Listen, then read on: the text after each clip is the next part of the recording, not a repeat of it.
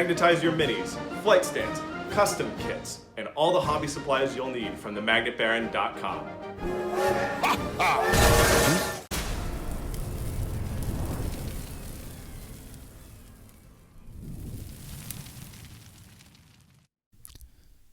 Hello and welcome to the YouTube channel for craftworldeldar.com. I'm Brent, and I'm here tonight with Autarch of Renown, James Kelling, lovingly known as Boon by all the goons over at Goonhammer, because James had the good taste and superior judgment to win a GT earlier this month with an Aeldari list at a time when suddenly, for the first time possibly in 10th edition, that's kind of not easy to do. Welcome to the channel, James. Yeah, thanks, Brent. It's very kind of you to say. Big fan of the channel and Discord, and it's great to be back. Yeah, it's great to have you back. You know, I haven't been doing top player interviews really in 10th edition for the simple reason that, like, for most of the first year of 10th edition, inviting a top player on just kind of seemed like an OP move, like asking a black belt who just beat up a bunch of 5-year-olds to explain to everybody how to do a superior roundhouse kick. It seemed unnecessary, but now we're in a really different place. In the last couple months since the data slate dropped, Aeldari have been almost entirely absent from the top 12 at major GTs, and you just won one with this really interesting list. I wonder if maybe before we dive into your list, if you could talk a little bit about just where you think Aeldari are as a competitive faction right now. Yeah, so I mean, like, you know, even going back, as you mentioned, the start of 10th edition, you know, every one of the data sheets is very, very good. But as you stated, the kind of overwhelmingness of everything Eldar made it kind of point and click, to the point of, you know, a lot of the reason I think players gravitate to the faction is kind of the challenging, overlapping kind of synergy nature of how the faction plays, and that just wasn't really required previously, just due to the overwhelming nature of it. But I think they've finally gotten it there after a number of rounds, where I think if you know how you want to play the list and you understand how you want to kind of adapt, you can do really good things with the army. But on the other hand, if you're not quite prepared to play it to that extent, it can fold rather quickly. So it's in that perfect sweet spot, that middle ground that I think Eldar players prefer. Yeah, I feel the same way. I feel like Space Elves are very much where I want them to be. They should be a high skill cap army that's very unforgiving. And early in the edition, it did not require those overlapping synergies and the sort of cleverness you're talking about to play Space Elves effectively. And now I think it does again. And I wonder a little bit too, maybe if the reason we haven't seen a whole lot of Aeldari lists in the final 8 or the final 12 of GTs might not be because Space Elves are bad now, but just because players who are top players who are going to a lot of GTs want the opportunity to play other things. Because for a while there, it sort of felt like if you were serious, Space Elves were one of a handful of factions you kind of had to play, and now people don't. So maybe do you think there's maybe an element of elf fatigue also? I think there's certainly a bit of elf fatigue. I mean, like you said, the past year has just been dominated by elves, and, you know, you get even on like stream tables, you know, people don't want to see it even today because they've had it for forever. I think there's also a better balance to the game now than there has been probably since the end of 9th, where people who want to be top competitive in the game, don't feel forced to play a faction that is necessarily going to give them an edge. So I think there's a little bit of that. Certainly there are a couple of factions out there that might have a slight edge. I wouldn't say it's as big as it's been over the last year. So I think there is some gravitating away from elves, and now you're kind of getting that core fan base that's always existed. Yeah, I think that's great. And frankly, as a longtime Space Elf player who has played them even when they're bad, I always sort of trivially resent the elf power tourists. So I'm kind of glad that we've returned to a world in which most autarchs do in fact like Space Elves, not just the sweet taste of victory. Let's take a look at your list. I I was particularly excited, I think, by your win in Omaha, in part because this list is very much unlike a lot of the lists that we were seeing earlier in the edition. And there are a couple of things in here that are kind of surprising. Can you walk us through your build? Yeah, let me just pull it up to make sure that I've got it easily referenced. But I think, when I think about list building, I think one of the things that I'd like to think about before I put anything to paper is, obviously, like, what is the meta that I'm going to play into? What are kind of the key armies that are out there? What, maybe even more so than what are the key armies that are going to be popular, but what are the ones that are particularly challenging for Eldar in general. And so I tend to think of it first from that position. And in our case, Grey Knights is certainly one at the time. Imperial Guard, although I think I didn't expect to see a lot of Imperial Guard. And I didn't know exactly who was going to be playing what. There wasn't a lot of, I don't know if you've seen BCP, but they've kind of removed that, or maybe it's not as prevalent for this event, knowing what people are bringing prior to list submission. And so it was kind of a crapshoot. I was thinking Thousand Suns, Necrons certainly, but once you kind of lock in on what that's going to look like, how you think the tables are going to play with the terrain and the missions, I tend to think in capabilities. So what are the capabilities of my list? What are the redundancies? And then, if something goes wrong, what's the fallback option? What can be used in an emergency or a pinch in order to get something done? And, I think it could be as granular or broad in capabilities as you want to be, but I tend to kind of fall along like roughly 6 or so lines, access to certain abilities, key abilities like grenades or things like that, counter punch or assault units, rapid movement and redeployment, certainly a key for Eldar. A tough, durable, or anchor type of unit, anti-armor or anti-horde, and then just kind of generally a guideline for how many actionable units do I have. So if you have a leader in a unit, that's one action unit, but if you have like a lone operative in a unit, that's 2 action units, something that you can kind of space the board or do certain things with. So that's kind of how I generally approach list building. On this particular list, I've been having a lot of fun with the Avatar. So a lot of things are starting with the Avatar these days. And I think he's a very, very good unit. He brings something to the craft world that frankly doesn't exist outside of Wraithguard. In that very tough, durable block, something that is a challenge for an opponent to deal with in any situation where they have to consider the Avatar. And he's a fate dice just sponge. And not particularly on the save side, but more on, you can put him in a position to just be an Overwatch threat for that fate dice 6. But obviously, fate dice are more limited under the current implementation of Eldar. And so, when I think about the core of the list, it's really the Avatar, but then also the Farseer and Guardians that go with it. The list does run very heavily on fate dice, and I think Guardians, Defenders in particular, kind of I think people are sleeping on them a little bit, depending on how they build the list. Certainly, Storm Guardians are interesting for sticky objectives, and that's, useful in how you want to play the game.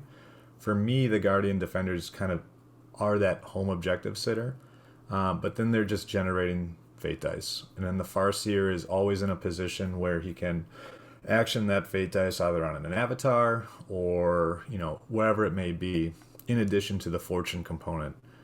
And so what that creates is kind of just a very strong base to build around. It makes fate dice kind of irrelevant. Whatever your first 6 rolls are, great. That 1 or 2 or whatever is going to become a 6 at some point, using that Farseer. So then it's kind of filling in around that and thinking through, well, what are the redundancies of that? So you have a very tough unit to kind of anchor that center or flank or whatever it may be. You have that support element with the Farseer to make it kind of just a nightmare to deal with. But, the problem with any Death Star unit is that your opponent can just avoid it or kind of minimize it or tar pit it or do whatever they need to do in order to make sure that they can still play their game. So the list kind of fills in around that with fast elements, heavy hitting elements, things that are going to be, agile and can space the board in a way the Avatar can't. And then just some key units. I think one of my favorite units in this edition has been the Death Jester with Fate's Messenger. I've used them in every list. I've never brought a Spirit Seer with Fate's Messenger and Wraithguard just because I've found this guy's utility to be incredible. I don't think there's a unit in the game like him. He's almost always going to swing for the fences, re-rolling for sustain 3. But I'll rarely use Fate's Messenger on the hit roll. It's always to guarantee the dev wounds on the wound. And, he's done anything from just, the simple 2 dev wounds all the way up to one-shotting a tank commander. A full health tank commander, which if I did this a million times, I don't know if I'd ever do it again. But, the combination of lone operative and then how you target select with him and that ability is real key, because you can hold him for last just to make sure that you get those last 2 wounds off of something. Or you can go first with him and, kind of see what the options require after he activates. Obviously, Fuegan is, Fuegan. He does Fuegan things. He's like this weird kind of non-lone operative, but somewhat lone operative due to his 2-phase kind of death, if you will, with just incredible melee punch and, a real strong, if it gets through the save roll, melt a shot. The Falcons are in there to kind of give me some extra mobility on a couple of units. I think the key one is probably Karandras and his Scorpions. A lot of people look at him and they think it's going to be an infiltrating unit. I don't like that. I think it's an easy way to pick up a unit by infiltrating them forward. I don't like losing them before they get a chance to activate, and I like the extra mobility they get out of a vehicle. And on the charge, Karandras, he'll trade up every single time. I don't know if there's a single unit in the game, short of a Titanic unit, that he's not going to hit real hard into. And then everything else just kind of fills in around that. You have the 3 bike units, the Shroud Runners, 2 Skyweaver squads. The Skyweavers are great into anything that's armored. So they're in particular for the Grey Knight matchup, where those Dread Knights can be a real challenge with their 18-inch flamer and their ability to kind of mists out of the picture. And so having them in there to kind of punch through those dev wounds on a key Dread Knight, real important. And then the D-cannons, just to create space. Give myself some breathing room, make sure no one's rushing in too quickly on me. And then finally just the Swooping Hawks to kind of pick up, redeploy, and do what I need to do. Maybe it's a turn 1 capture, it's a fire and fade unit. Real good secondary options. That makes a lot of sense. There's a lot there, some of which I'm going to ask you some more questions about. But for people who, I will have put the list in the video description, but for those of you who are just listening while you drive or paint or whatever, I'm going to quickly read you James's list. He's got an Autarch Wayleaper with the Banshee Mask and the Fusion Gun, the Avatar of Khaine, the Death Jester, of course, with Fate's Messenger, he just mentioned, the Farseer, Fuegan, and Karandras. I definitely want to talk about more about Karandras.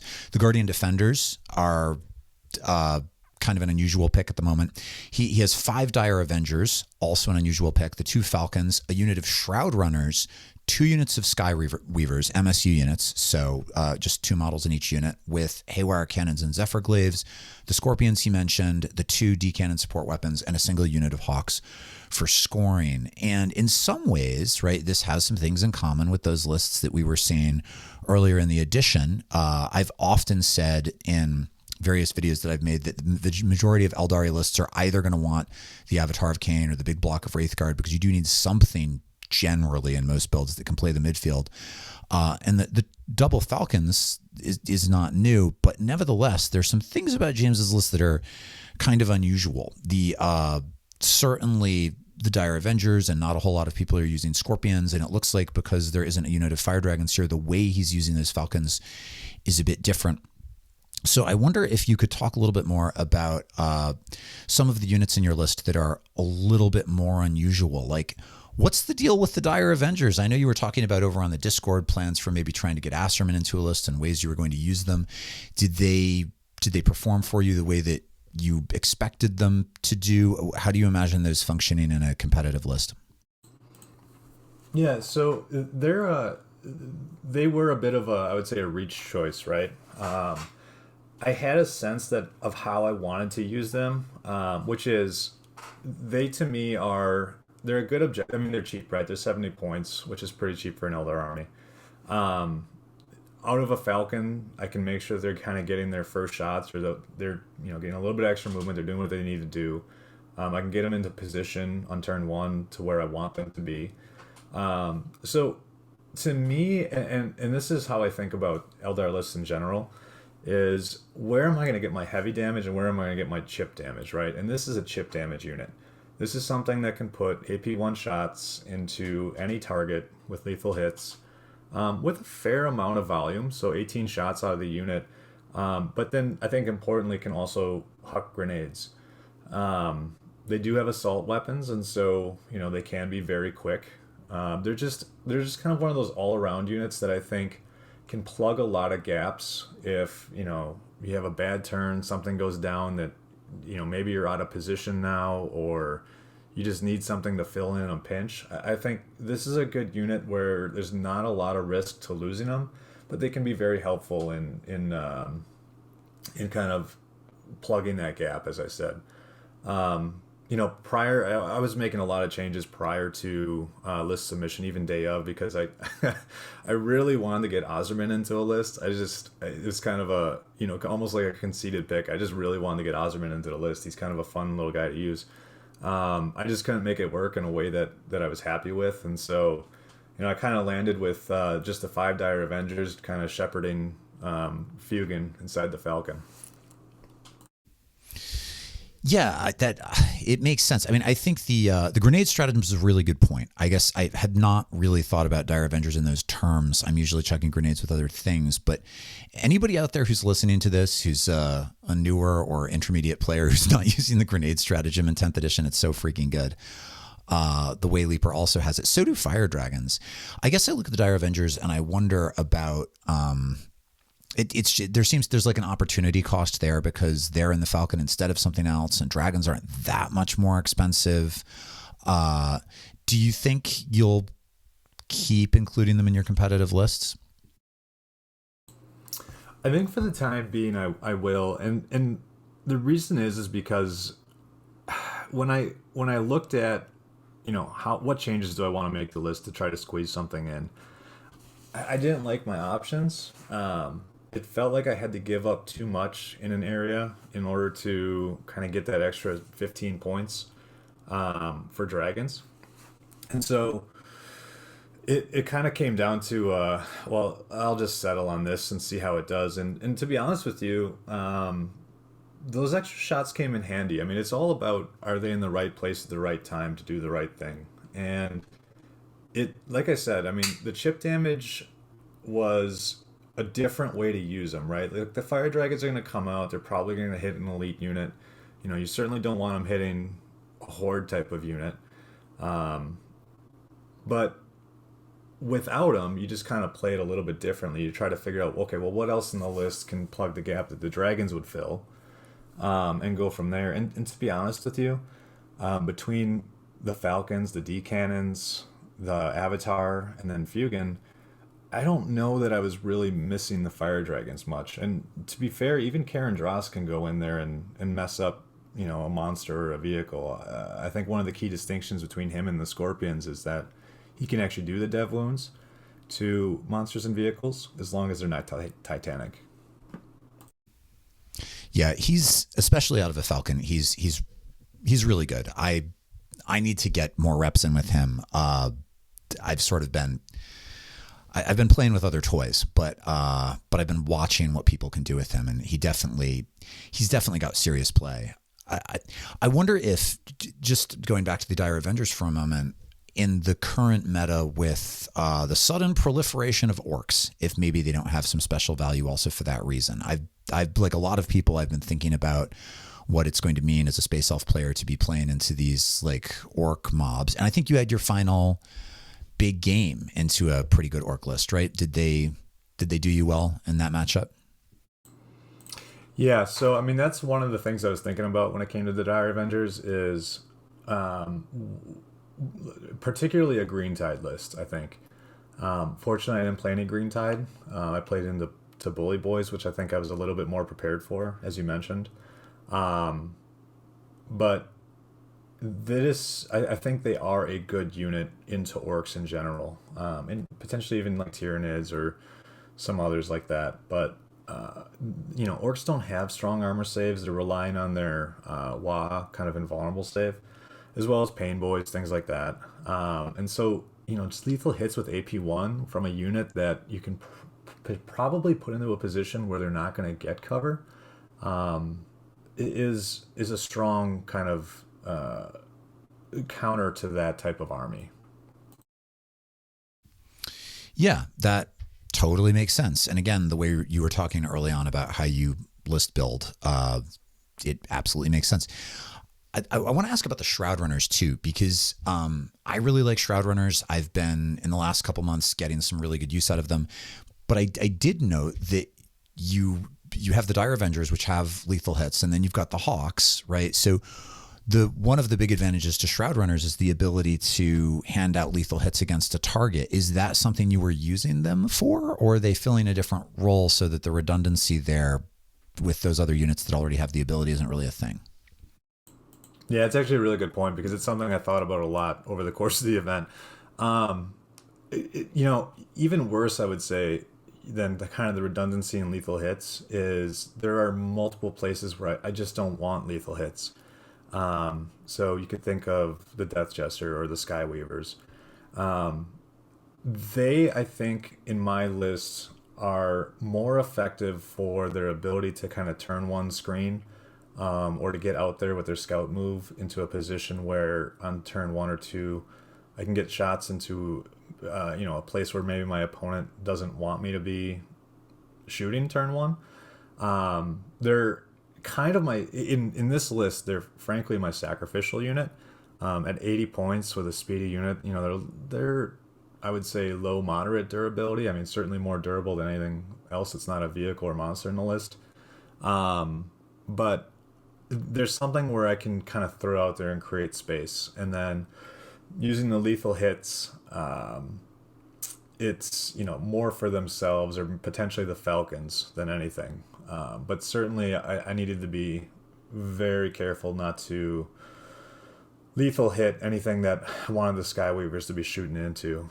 And now that I say that, now that I think about that, I don't even know if you can choose not to accept a lethal hit, but that could have been an option as well. Yeah, I don't think that you can.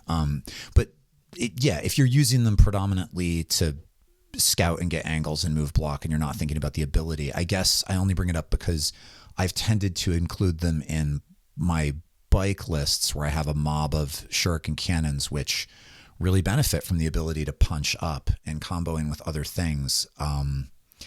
But yeah, one of the things I think that's even more true about Aeldari than a lot of other armies is that we have this toolbox, and there are a lot of ways to use the tools in the box. And sometimes you look at somebody else's list and you say, well, why is that unit there? But it's simply because it's not doing for them the thing that you would use it in your lists to do. But that totally makes sense. What about the Skyweavers? I noticed that you gave the Skyweavers Zephyr glaives instead of Star Bolas. Was that because that's how you had them built, or was that a tactical loadout move?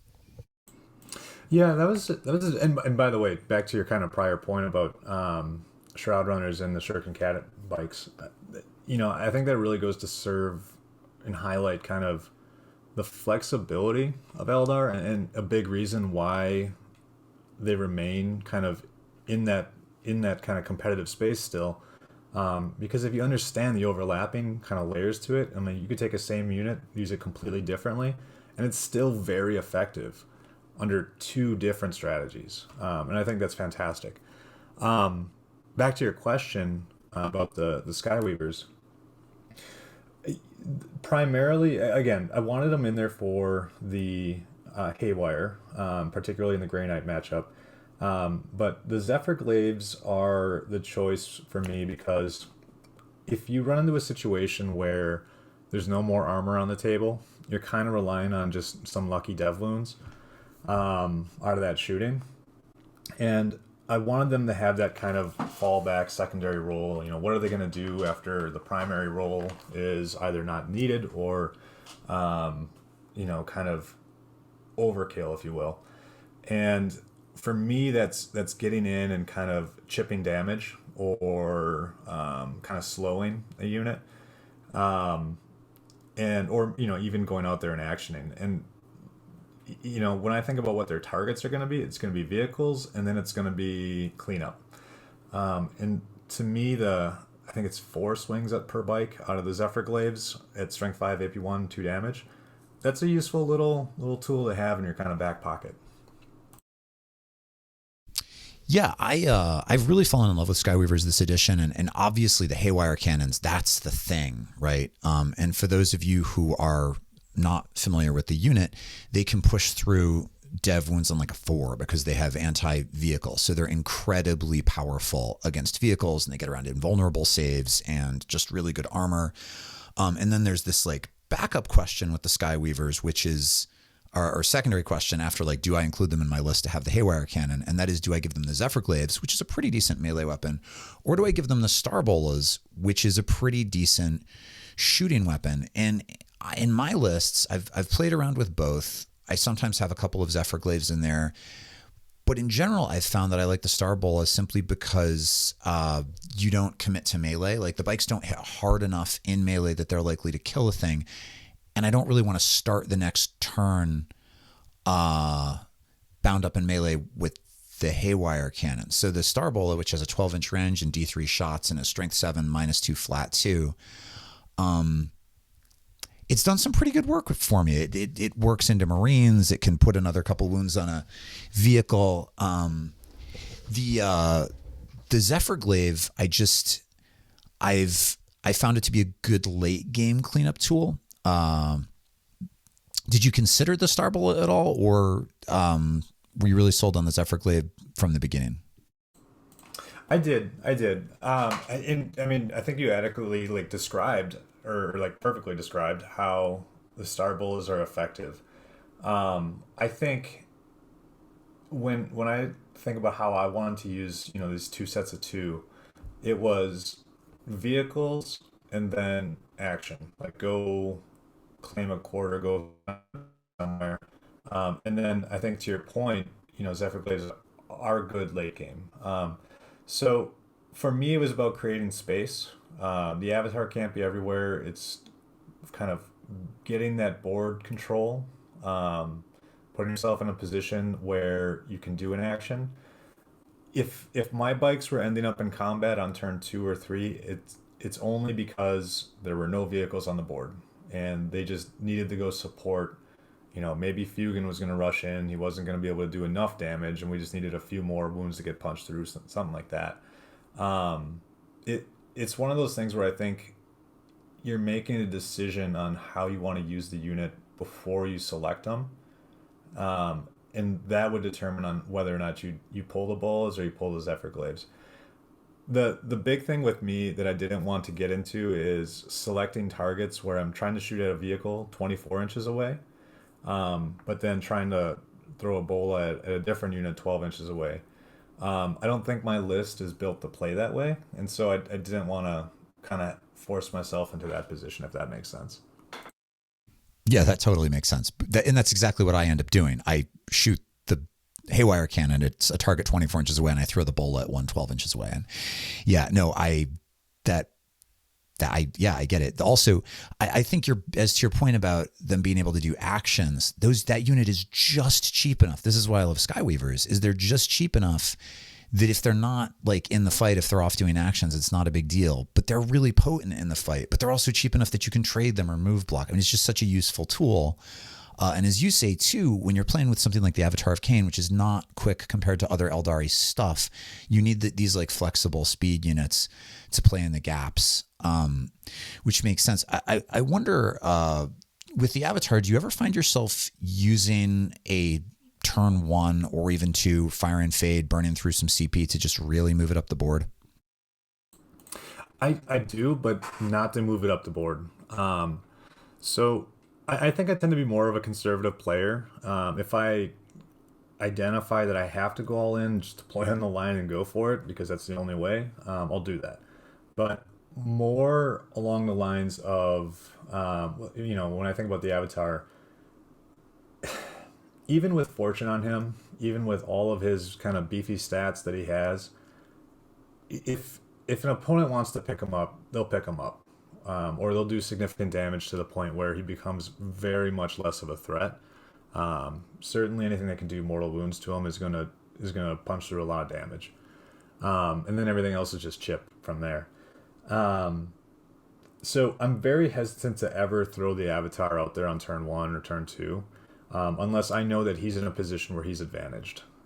So if I use Fire and Fade, which I do on him quite a bit, it's in order to get a shot off or to get him into a position where he is now, not something that can get shot at very easily. You can charge him if you want, but that comes with its own risks. But he's then in a position where on turn 2 or turn 3, he is going to be a major headache for the rest of the game. And the Avatar is something that I want to always put into an advantage position.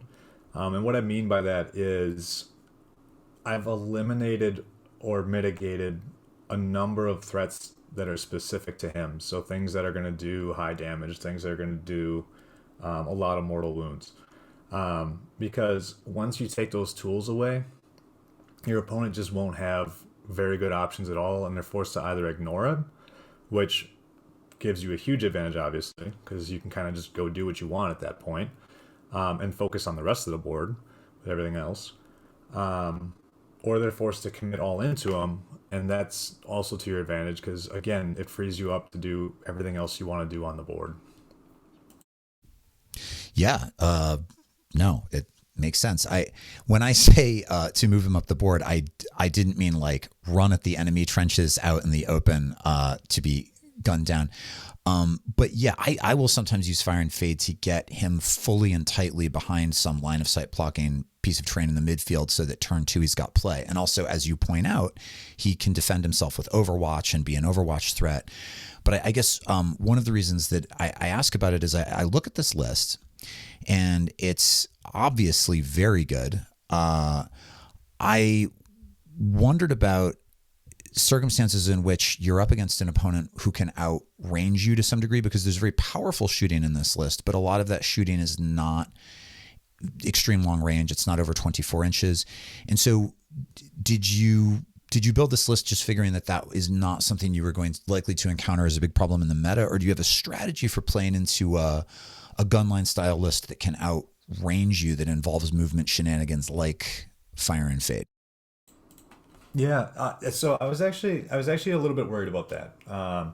This particular event was player placed terrain, and it's not my favorite style of terrain, but it's that's the subject of what terrain is available, right, and what's the best option to the TO with the terrain that they have. So as player placed terrain, what I've found in what I usually play is GW terrain sets now, is that 24 inches is kind of the sweet spot for what you need on GW terrain.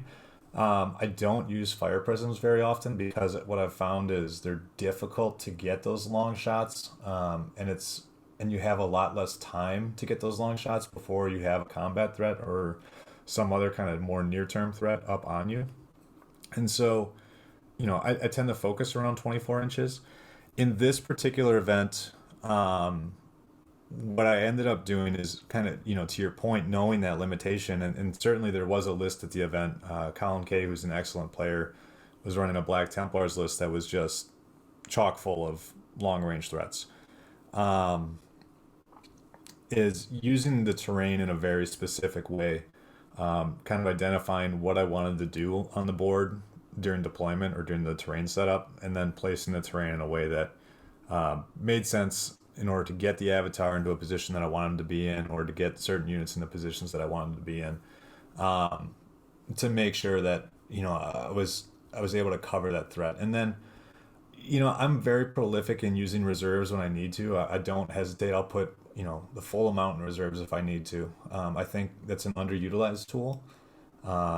Certainly, a D cannon out of reserve can be very interesting. You don't want to if you don't have to. But at the same time, bringing a D cannon in out of reserve, getting a straight shot on something, that's a hard thing for an opponent to protect against. If they have a lot of indirect and you're forced to do it, unless they can adequately screen it, it's a real powerful tool. And I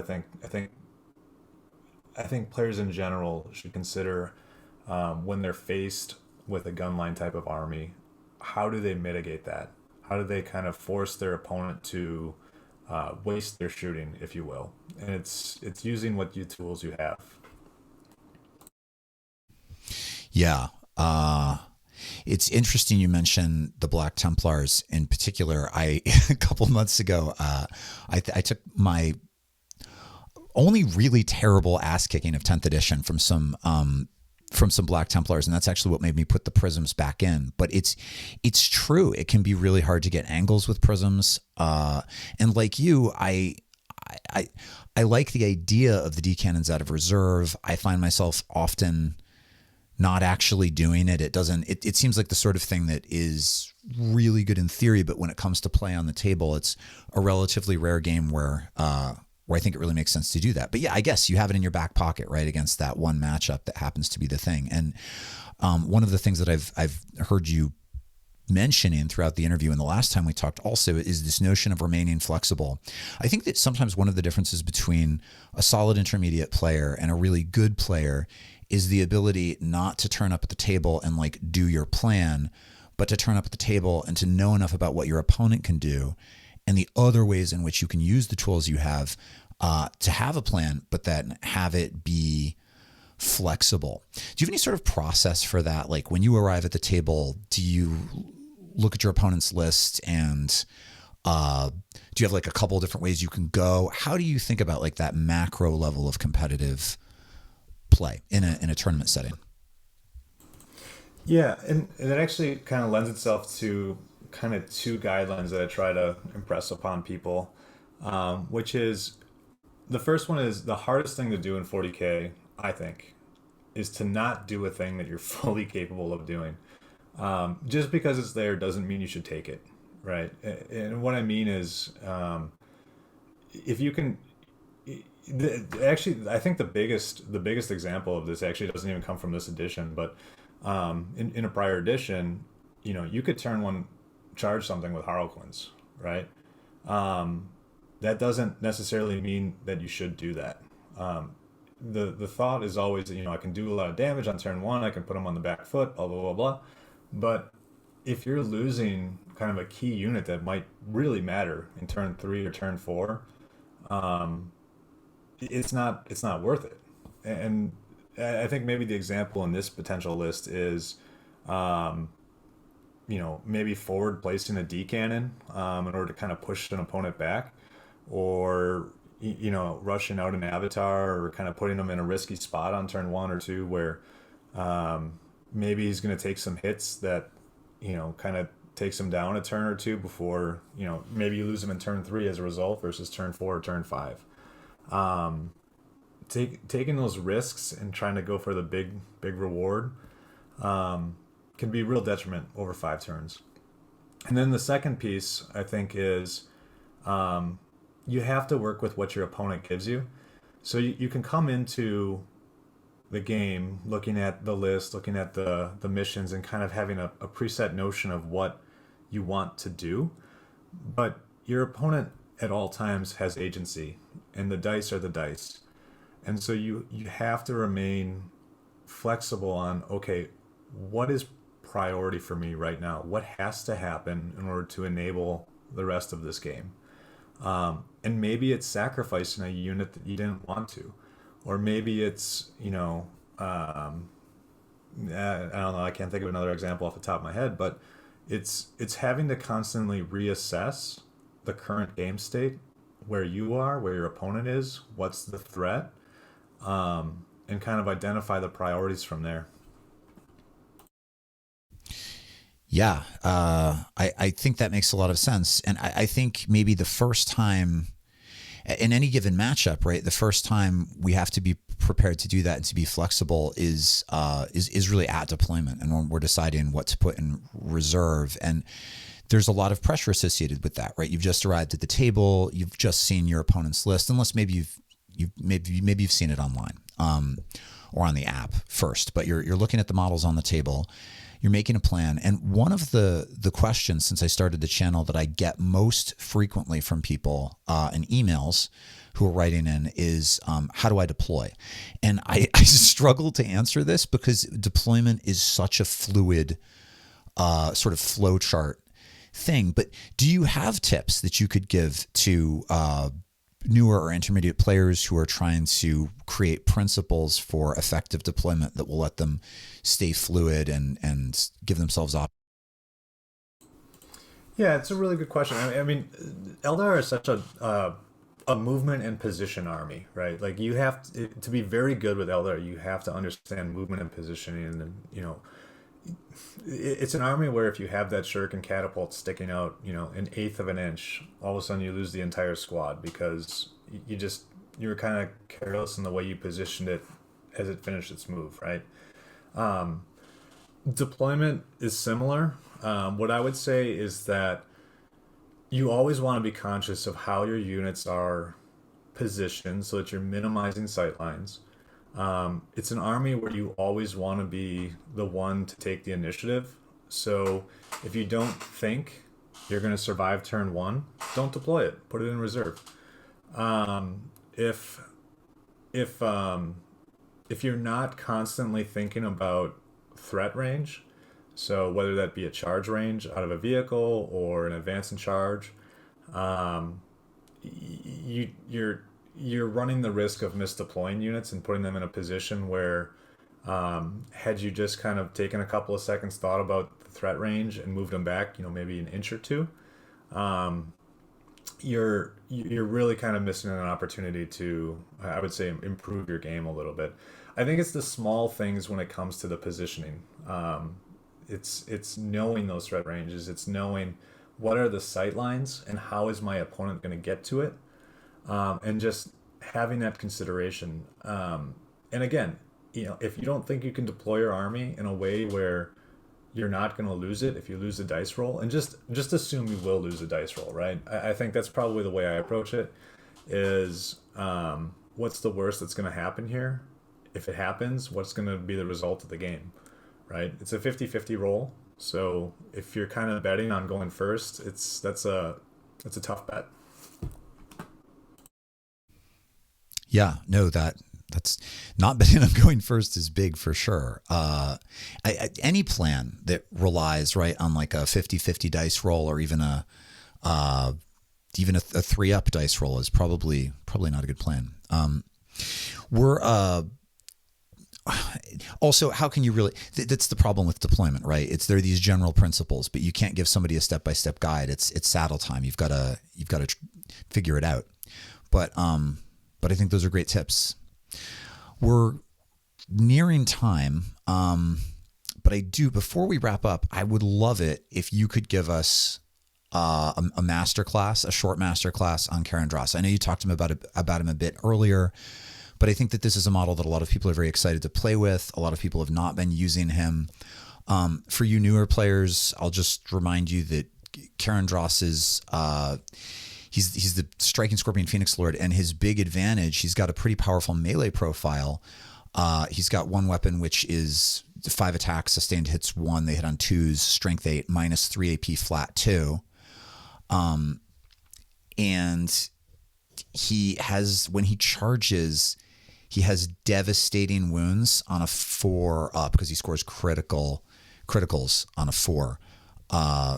So there's a combo here. Oh, he also, if he's leading Striking Scorpions, they all get +1 to hit. There's a combo here where you can really dump sustained hits and then push through dev wounds on something, which is what James was talking about earlier with Karandras being able to, like, with the exception of Titanic stuff, really punch up. But it can be hard to get him into position. He's kind of fragile. So, Boon, could you walk us through how best to use striking scorpions in serious play? Yeah, so one small correction I would make. He has critical hits on a 4 on attorney charges, and that does include, by the way, a heroic intervention. That does count as a charge. Right, for his sustained assault, not for the dev wounds. Yeah. Right, yep.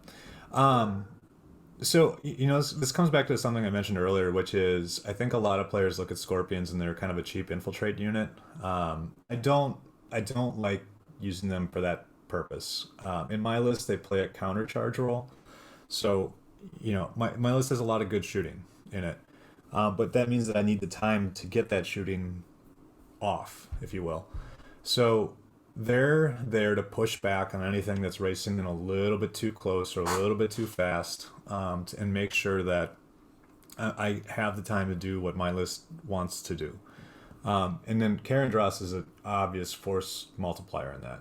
So out of the Falcon, they're very fast. On turn 1, the Falcon go 14 inches. It can position where it needs to. That is probably one of my Fire and Fade targets, either the Fuegan Falcon or the Scorpion Falcon, if it's not the Avatar. And so, they get the extra 3 inches out of it. It's very rare that I'm out of position with them, that I can't make a charge that I want to. And most of the Scorpions, to be honest with you, are kind of ablative wounds for Karandras. Or they just do the cleanup work, right? Their attacks are not that impressive. I mean, the Scorpions themselves are strength 4, I believe, AP 0 with 1 damage. They do have dev wounds, but not into monsters or vehicles, which is fine because they'll do kind of chip damage into anything else. The Exarch is a little bit more powerful. I give him the Biting Blade. Strength 5, AP 1, 2 damage. The 2 damage on those dev wounds is nice. When you get it through, he's got 5 swings with it. And as you mentioned, they're all hitting on 2s. But Karandras is really the key to this unit. I've never used his sweep profile. It's always the Strength 8, AP 3, 2 damage. He gets 5 swings with it. And what I'll do is I'll hold 2 dice in my hand and see how the first 3 roll. So, he's hitting on 2s, but again, sustained hits on a 4. So depending on how that first 3 dice roll out, I'll determine whether I want to re-roll a dice or roll a 4th dice, and then determine whether I want to re-roll that 4th dice, and then depending on what's already happened, I may choose the fate dice, the 5th one, just to ensure that extra sustained hit on a 4-up. And then at Strength 8 AP 3, even if you don't get those dev wounds into most things that you're kind of counter swinging into that's not being handled by the Avatar or more stronger shooting, it's just an incredible profile. Things are either saving on their invulnerable or saving on 5s or 6s. And for what you're spending here to kind of go up, he's always trading up. Against things that fight on death, the unit, may struggle a little bit, but again, you know that going into it. And you're only really committing this unit if you are, if you have to in that regard, right? You're always weighing that trade-off. What is my opponent giving me, and what do I need to do? So at the end of the day, Karandras then becomes this kind of big beat stick. And I'll admit, he very rarely is going to survive the crackback because he becomes a problem for the opponent. At the end of the day, it's just a bunch of T3 guys with a 3-up save and a 5-up invulnerable. Put enough bolters into it, they'll go down. And certainly any more concerted effort than that's going to take them out. But it takes a little bit more than I think your opponent's ever going to want to commit to that unit because they can't let Karandras now tear through their backline. He will trade up in almost every situation. So that's kind of, in my opinion, the play with him. And again, it's entirely under the play style that I employ, which is out of the Falcon, getting kind of as a countercharge unit, and making sure that the rest of my army has the time and it needs to do what it needs to do. I will kind of highlight one thing, and this is something that's easily forgotten, is that when a unit gets out of a Falcon, it will get full rerolls even in combat on the wound roll, as long as the Falcon had hit the target that it's going into with something, right? So usually what that'll mean is I'll put the Pulse Laser or Bright Lance into, a priority target, maybe a vehicle or monster, or an elite unit. But then the Shuriken Cannon will always go into something that I want the hit rerolls on. And that's usually where the Scorpions are then going to follow up into. They were really effective in my last game against the Bully Boys. They, ran on, cleared an objective, killed a couple of characters, used the precision. Again, Karandras with the precision is just incredible for 1 CP. So that's kind of my thoughts there. And I think, honestly, more players should try it out. It's a really fun and useful tool. Yeah, I'm pretty excited actually to stick Karandras in a Falcon.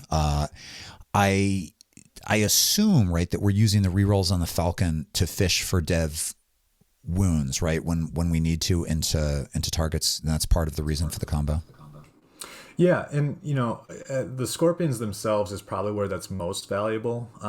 It's more of a kind of a trade-off decision with Karandras, because like at strength 8 AP3, do you need the dev wounds? It's up to you. Depends what you're hitting. If it's into like a vehicle, probably. Otherwise, not so much. But it's really the Scorpions themselves. So the Exarch certainly is someone who benefits from that. And then, maybe you're going into a boys unit. There's a lot of them. They all have feel no pains and stuff like that. You're on a WA turn. You got the 5-up. You're already wounding on 5s. Go fishing. Try to get past that 5-up and vulnerable straight to the feel no pain. Okay, well, I'm going to do it.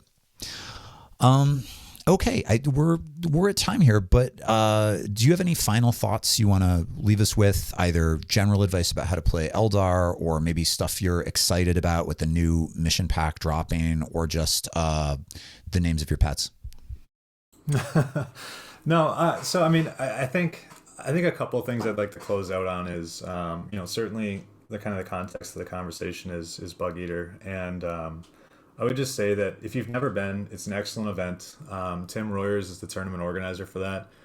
Dan Sammons and Cam Wageman were the judges. All of them are, fantastic. They run an excellent event.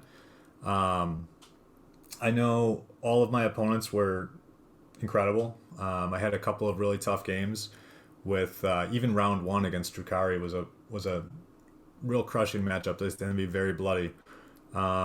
And it could have gone either way in either one, round 1 or round 3 games where both players were just pressing every way they could. All great games. So just a quick shout out for Stephen Foster and Kenny Anderson, who was fantastic sport. He was playing a Chaos Knight list that just really kind of got hit hard on turn 1, and he was just it's always hard to be kind of chipper when everything's against you and nothing's going right, but he was incredible about it. Chase Campbell gave me an excellent game. I got a little bit lucky to escape that one, a couple of real key saves and some fate dice. And then Alex Vian, who's been a bit of a sparring partner for me. We played a final table game in Renegade back in November, and then Colton Walensky, the Bully Boys Orcs player, who I think, to his unfortunate disadvantage, I played in almost the exact same list the week prior. Having never played into Orcs under their current codex, I asked the buddy to give me a quick rundown, and he did. And he pulled a list that was almost the exact same as his, so he kind of unfortunately ran into that. But again, just really appreciate all those guys. Fantastic players, fantastic event, and I look forward to next year. Real quick, I just final thoughts on kind of the new missions. What I love about Eldar, what I've always loved about Eldar, is that they're flexible. The data sheets are good. Movement is king. I look forward to figuring out what's going to change for this list or this army, and kind of working through that. Again, it comes down in my mind to what is the point of the objective. What capabilities do I want to bring? Where are my redundancies? and what's going to fill in the blank if something goes wrong. And anytime you have, points changes or a new codex comes out or the missions change, it's a new opportunity to kind of figure it out again, and figure out where you can kind of get an advantage and where you're going to struggle a little bit. And so it keeps it fresh. I mean, I've been playing Eldar now for 25 years. I still love it. And these are the types of things that I think are always fun. That keeps it exciting is the changes and then the updates that you need to make and how you play and how you build your list. Thanks so much, James. That's all great points and so gracious about your victory. I hope that when the game state is different in a few months and we've been playing with the new mission decks and maybe there's a new balance update or whatever, at some point we can get you back on the channel to get some more of your thoughts. I always really enjoy having you as a guest. Also, thank you to the patrons out there who make the content possible. Really appreciate you. Love seeing the conversations on the Discord. To those of you who are not patrons, I hope that you might click like and leave a comment, or patrons can leave comments too. That helps out the algorithm, and I just like hearing from you. And if you're interested in becoming a patron, you could join us over on the Discord. It's only $3 a month, and it's a really cool community. So that's it for tonight. Hopefully I'll be back again soon with some new content. Thanks so much, and thank you again to Boon.